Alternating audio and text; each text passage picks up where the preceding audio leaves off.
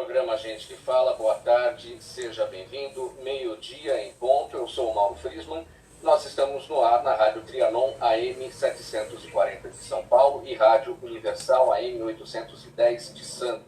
Hoje é quinta-feira, de praxe, mais uma edição do Gente do MPD que Fala, é uma parceria nossa com o movimento do Ministério Público Democrático e o apoio da Câmara Brasileira de Diagnóstico Laboratorial, CPDL.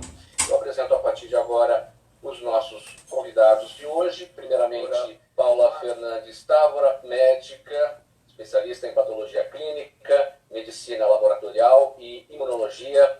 Paula Fernandes Távora é sócia fundadora do laboratório I9Med. Seja bem-vinda, Paula, ao programa Gente que Fala. Uma boa tarde a todos os ouvintes. É um prazer muito grande estar aqui. Agradeço a indicação pela CPDL. E que nós tenhamos todos um ótimo programa. E nós estamos tendo hoje a notícia da 14ª morte por Covid no nosso estado. E já temos quase 300 casos confirmados e alguns milhares de suspeitos. Mas isso nos remete à confirmação das ações, tanto do estado quanto do município, de enrijecimento das regras de isolamento. Nós não temos praias para barrar turistas, mas nós temos várias praças públicas sendo cerceadas e fechadas, porque nós tivemos uma evidência no domingo de uma liberalidade com relação à circulação em praças públicas e uma situação preocupante de um domingo como se nada estivesse acontecendo. Então, foi então feito um registro, né, de que a partir de segunda-feira nós tivemos todas as praças fechadas, as praças públicas, para evitar esses aglomerados públicos. Em relação a limites de município, esses municípios da grande BH também há um isolamento desses limites? Nós estamos tendo a limitação por transporte público, mas em carros de passeio a gente ainda não tem restrições. Nós estamos com barreiras policiais, mas ainda a restrição de circulação não está completa, não, ela está parcial. Esse último episódio envolvendo o ministro da Educação, Abraham Weintraub, que elaborou toda aquela frase com a troca do R pelo L, a exemplo do personagem Cebolinha do Maurício de Souza. Isso não se configura numa quebra de liturgia? Qual a implicação desse tipo de coisa? Eu acredito que não deve ser uma posição fácil a liderança de um país em momentos de pandemia, mas a necessidade que a gente tem agora é de uma liderança com uma postura coerente. E, infelizmente, o presidente Bolsonaro está enfrentando as duas cadeias mais fracas em que o nosso país se encontra e que são tão necessárias agora, que é a educação e a saúde. Nós precisamos de uma população educada, obediente, aderente a orientações e não conflituosa. Então, eu costumo dizer que o Bolsonaro pode ter até suas boas intenções, mas ele não tem parâmetro e nem dosímetro. Ele não sabe a hora de parar e não sabe a dose do que falar. E, com isso, as repercussões no setor de saúde, por exemplo, têm sido muito prejudicadas porque ele está revelando o seu caráter vaidoso e tocando gasolina para apagar incêndio. Ele está gerando turbulência onde não é necessário. Essa vontade dele de menosprezar a pandemia do Covid-19 como uma tentativa de restabelecer a economia, nós temos que ver que a saúde está estressada pela nossa incompetência, pela nossa crise no setor de saúde, de absorver a população doente. Então, o isolamento não é para parar a produção econômica do nosso país, é para realmente a gente poder ter uma gestão dos leitos que serão necessários para a população doente. E, então, simplesmente ficar conflituando com o nosso ministro da Saúde de forma racional e razoável. Porém, encontramos ali um conflito, sim, de vaidades individuais políticas, mas dentro da gestão técnica do Ministério da Saúde, eu gostaria muito que o presidente deixasse o Ministério da Saúde trabalhar, e gerando menos conflitos, e que nós tivéssemos uma continuidade desse momento de necessidade, que ele não é permanente, ele é temporário, de um isolamento social, com uma permissão para a gente ter um planejamento aprimoramento do diagnóstico, de uma racionalidade no acompanhamento da pandemia, para que a gente possa realmente ter certeza de que todos os óbitos estão sendo causados por Covid-19, uma vez que nós temos outras patologias que também podem fazer parte do nosso momento atual e outras doenças. Mas, sem dúvida alguma, o Covid é a nossa maior preocupação. Então, no setor de saúde, o conflito político ele é extremamente desnecessário e inadequado para que ele seja estimulado, né? Nós gostaríamos realmente que as lideranças fossem mais parcimoniosas, mais coletivas e pudessem olhar de forma mais holística para o nosso Brasil continental, que nós temos hoje concentração do número de casos em São Paulo, mas não é só em São Paulo. E nós temos recursos muito escassos, por exemplo, na região amazônica. Então, tudo isso requer uma sobriedade e não uma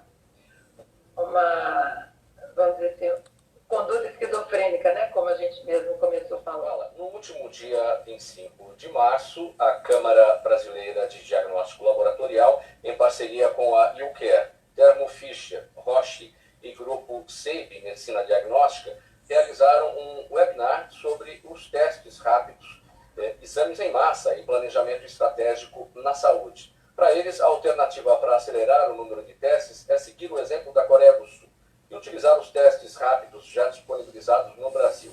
No que se refere à Covid-19, o exame considerado mais seguro é o RT-PCR, feito pela via nasal e que leva de 4 a 6 horas para ser concluído, com resultado em até 2 dias. Doutora Paula Fernandes, para a gente explicar bem objetivamente, trocando em miúdos os termos técnicos de tudo que a gente está ouvindo em relação aos testes, primeiramente, o que é o RT-PCR? Bom, vamos falar aqui primeiro da nossa necessidade de ter testes laboratoriais para a detecção do Covid. Primeira coisa, conhecer quem é esse vírus. Né? Então, agora já sabemos qual é a proteína desse vírus. Então, o primeiro teste que nós chamaríamos do teste padrão ouro para diagnóstico da Covid-19 seria o RT-PCR. RT é de tempo real, né? A sigla RT em inglês é de real time, exatamente. E o PCR é reação em cadeia da polimerase. Isso são recursos técnicos que nós temos de uma amplificação do RNA do vírus e numa metodologia laboratorial em que a gente extrai uma coleta de um suave nasal ou orofaríngeo, levamos para uma máquina que vai amplificar a disponibilidade dessa carga viral para que a gente faça a detecção qualitativa. Existe ou não o vírus Covid na secreção que nós recebemos no laboratório. E a metodologia é essa, RT-PCR, que é reação em cadeia da polimerase em tempo real. Claro. É um teste molecular, que a gente chama, genético, em que a gente vai pesquisar na amostra do suave nasal a presença do vírus, da proteína viral, detectada por métodos moleculares. Agora, a Organização Mundial da Saúde tem falado em testar, e foi isso que a Coreia do Sul fez, testar e testar. Nós não conseguimos seguir por esse caminho, porque por falta de tecnologia, ou porque a população é muito grande, são 200 milhões, mais de 200 milhões de brasileiros a serem testados, é uma realidade completamente diferente da Coreia do Sul. Esse teste ele não é escalável, ele é uma tecnologia muito complexa, então ele é realizado em laboratórios de maior porte. Então, essa descentralização desse teste não foi possível em nenhum país, nenhum deles, nem a Itália, onde teve uma concentração maior de casos, e teve uma testagem adequada. O que a Coreia do Sul fez foi detectar um passo adiante do RT-PCR, que é a detecção do antígeno viral. O antígeno já é a proteína que o nosso organismo reconhece como quando a presença do vírus no suave nasal. Então, a Coreia fez uma metodologia de drive-thru, onde ela fez uma coleta coletiva e seriada da medição da temperatura corporal dos indivíduos e uma coleta desse suave nasal de forma seriada e levando esse material para a detecção do antígeno. Então, é uma testagem rápida, mas não é imediata. É uma testagem que leva aí de 2 a 4 horas para acontecer. Esses testes chegarão ao Brasil A Câmara Brasileira de Diagnóstico Laboratorial tem feito um trabalho muito intenso junto à Anvisa para registrar esses testes, não só originários da Coreia do Sul, como de outros países também, porém, a disponibilidade deles se dará talvez no meio do nosso ápice da nossa epidemia, pandemia aqui no nosso país. Então, o que a gente teve de resultado a partir dessa pressão que nós estamos tendo, né, para termos uma testagem maior em comparação com a Coreia do Sul, que teve maior sucesso, foi a entrada de outros testes rápidos, que não são nem do RT-PCR rápido, porque a gente faz em tempo real, mas ele não consegue ser escalável e muito rápido, e o teste de antígeno, que deve chegar no nosso país no final do mês de abril. Então, nós trouxemos outros métodos que a Coreia do Sul também usou, que são a testagem na gota de sangue na ponta do dedo, uma testagem rápida a partir de uma detecção não do vírus ou do antígeno do vírus Covid, mas dos anticorpos, que são reações e defesas do nosso organismo, em que nós temos na nossa circulação a presença de anticorpos. Esse, sim, é um teste rápido, que é realizado em até 15 minutos, nós temos os resultados. Eles são feitos a partir da gota de sangue e não do suave nasal, mas eles se prestam muito mais à segunda fase da nossa pandemia ou da nossa epidemia aqui no Brasil. E que a gente entende que ele deve ser feito no mínimo 10 dias após a infecção. E são esses testes que nós já temos mais de 27 tipos de testes importados, registrados e qualificados para nosso uso, mas não é um autoteste, não é um teste que o indivíduo possa fazer dele mesmo. Ele vai necessitar dos profissionais de saúde, de equipes multidisciplinares para a realização dele.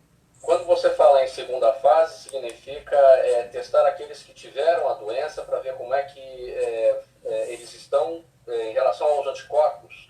Isso, exatamente. A segunda fase da doença, a gente não consegue estimar precisamente o tempo, mas tendo em vista que o nosso início de casos começaram a ocorrer em março, e nós estamos agora atingindo um período de ascendência, acreditamos que no mês de maio já seria o mês ideal, tá? E nós começamos, então, a segunda etapa da pandemia, testando os anticorpos, que é a nossa reação, é o nosso anticorpo de imunidade. O que nós temos até aqui, pelo que já deu para entender, nós temos um teste mais eficiente, porém mais demorado para sair o resultado, e um teste que sai mais rápido, porém o índice de falso negativo é muito grande. Como é que a gente chega a um teste, digamos, no meio termo entre um e outro, e como é que surgem esses testes? Eles existem a partir de outras epidemias que já aconteceram, eles nascem a partir de outras epidemias, ou toda pesquisa surge do zero? Nossas gerações não vivenciaram a pandemia, né? Nós todos aqui. A nossa grande pandemia que a gente pode ter como registro é a gripe espanhola em 1918. Então, os nossos centenários hoje, que estão em muito menor número, vão reconhecer, ou nós todos, né, a nossa evolução tecnológica. Então, para desenvolvimento de um teste, nós temos que ter uma plataforma conhecida. Então, nós estamos usando para o Covid-19 a metodologia muito semelhante aos nossos testes rápidos das arboviroses, entenda-se, dengue, chikungunya e zika. Dentro do mesmo fundamento metodológico, conhecendo o agente causador, nós temos como desenvolver uma testagem. Tá? Então, nosso desafio agora é trazer a experiência dos países que vivenciaram a primeira etapa da pandemia antes de nós, e exemplo, como você mesmo disse, da Coreia do Sul. Então, esses testes, eles não estão sendo inventados agora, eles estão sendo produzidos agora. Porque, para produzir esses testes, nós precisamos conhecer o agente causador. Então, o novo Covid-19, nós tivemos aí o isolamento, a detecção e a identificação em dezembro de 2019. Então, a gente tem agora as plataformas já bem documentadas e estabelecidas de como realizar os testes. E agora, produção em larga escala para poder ofertar para todo mundo. Doutora Paula, por favor. Bom, com relação aos dois temas que tem uma abordagem política, já que a gente está falando de imunidade, a saúde gostaria de estar imune a tudo isso. E que nesse momento de exceção, a gente não tivesse que negociar atitudes constitucionais ou não, porque todos nós estamos saindo do nosso contexto tradicional, né? Inclusive o setor de saúde. Nós estamos isolando hospitais, isolando leitos, e tudo isso não estava combinado com os diretores clínicos, os líderes das redes hospitalares. E, no entanto, é momento de necessidade. Então, a política de saúde pública, ela tem que ter uma independência, desde que a gente não tenha que ser atingido pelas fases que nós estamos vivendo de verbas ou recursos, os conflitos entre países diplomáticos, tudo isso tem uma repercussão negativa na saúde. E o que nós precisamos agora é de uma gestão de recursos para vencer a pandemia. E a saúde está demandando investimentos, essa importação de testes com menor incidência de falsos negativos, que nós consigamos ter notificação de qualidade, tenhamos dados epidemiológicos para a gente poder reabrir o país, mas reabrir com responsabilidade. E todas essas intercorrências políticas acessórias, elas têm um efeito danoso, prejudicial às nossas partes mais importantes, que são as políticas de saúde pública. Do ponto de vista... do ponto de vista de recursos financeiros, nós estamos tendo aí o Ministério da Economia fazendo várias modificações que não estão previstas em Constituição. No momento de pandemia, é legítimo que a gente que nós façamos coisas que não estão escritas, ou que a gente mude regras que estão escritas, né? Isso que os grandes líderes fazem em momentos de guerra, que nós estamos vivendo um momento de guerra, e que não nos falte munição. Essa é realmente a nossa situação atual. Doutora Paula Fernandes, sua mensagem final aqui para o nosso encerramento do programa Gente Vital. Eu acho que esses últimos dizeres aí, eles representam muito do que eu penso, acredito, enquanto profissional da saúde. Estamos diante de um vírus transmissível de homem a homem, né, de contato direto. Então, as medidas de higiênico-sanitárias e de controle e de excesso na lavagem de mãos são realmente a nossa melhor mensagem, né, para a nossa população, aderente ao isolamento social, e que nós todos possamos ter o resultado do nosso bom exemplo de termos iniciado o nosso isolamento de forma precoce, para que a gente possa se beneficiar num retorno às nossas atividades em breve, com uma população sadia, recuperada, porque não é só o Covid que mata, embora o risco do Covid matar seja grande. Então, nós temos que realmente enfrentar com muita sabedoria e serenidade o momento que nós estamos vivendo agora. Hoje, mais uma edição do Gente do MPD que fala, parceria nossa com o movimento do Ministério Público Democrático e o apoio da Câmara Brasileira